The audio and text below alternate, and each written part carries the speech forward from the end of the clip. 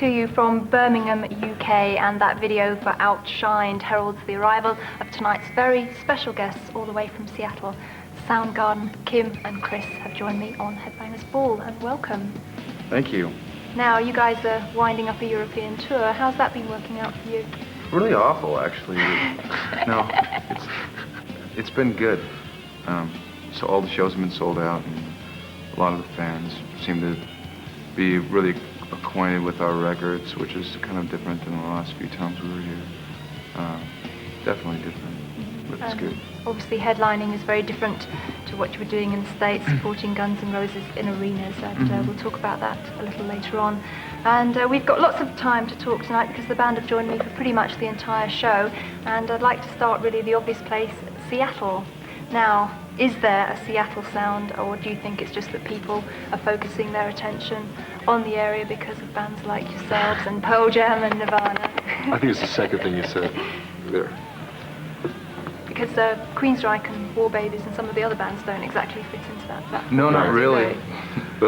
Pearl Jam and Nirvana and Soundgarden don't really fit into any particular style of music either. They're different from each other. So it is primarily the region that's getting attention more than anything else. Right. And what part has the Sub Pop label played in developing the careers of local bands? Well, it didn't really do anything for War Babies. I think they sort of gathered a few of the bands that were important to the urban scene at the time and gave them a label identity, gave them kind of a name, I guess. Because before it was like the Seattle sound, or before it was like, it had the label grunge or whatever, it was called the Sub Pop sound, and that was just due to the fact that all these different bands were on that label, and it was sort of a fashionable label for a time.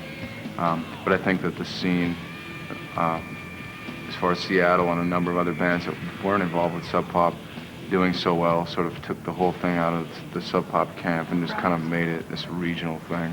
Right. Which it is really, because it isn't just Seattle. A lot of the bands that are a big part of the scene, like Nirvana and Screaming Trees, and they're not even really from Seattle. You know, they're from small towns in the state of Washington or somewhere else, you know, entirely. So. Okay. Now, why did you guys feel the timing was right to leave Sub Pop and join A&M for the Louder Than Love album?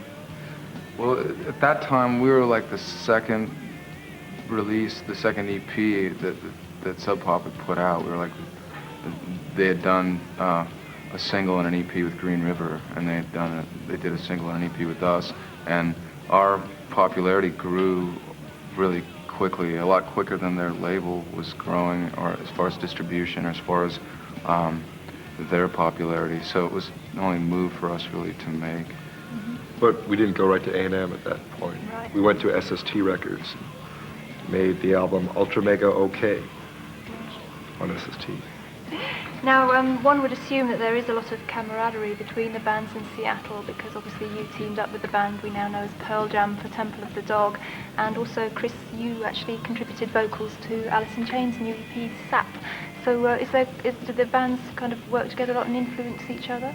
Well, it's all sort of a managerial type of thing, you know. We all completely hate each other, and you know, all these things are just arranged by like the Seattle kingpins and cigar chomping people. They just usher us around in limousines, and we sort of perform on each other's records. They get us together during picnics and take photos and release them around. See, they are friends. Yeah. I don't know why they insist on this unity thing, and it's really getting tiring. You can't see the chains and shackles on us while we're sitting there having soup and sandwiches with our best friends from Seattle. Now, did you enjoy working with Eddie Vedder, Jeff Ament and Stone Gossard on the Temple of the Dog album? Did it kind of give you a chance to try a different creative approach, you know, to the Soundgarden format?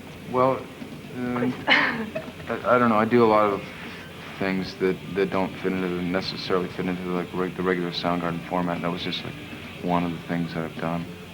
But as far as working with those guys as musicians, it was great. You know, that was the only real reason why we did it. It was just because we've been friends for a long time, and we had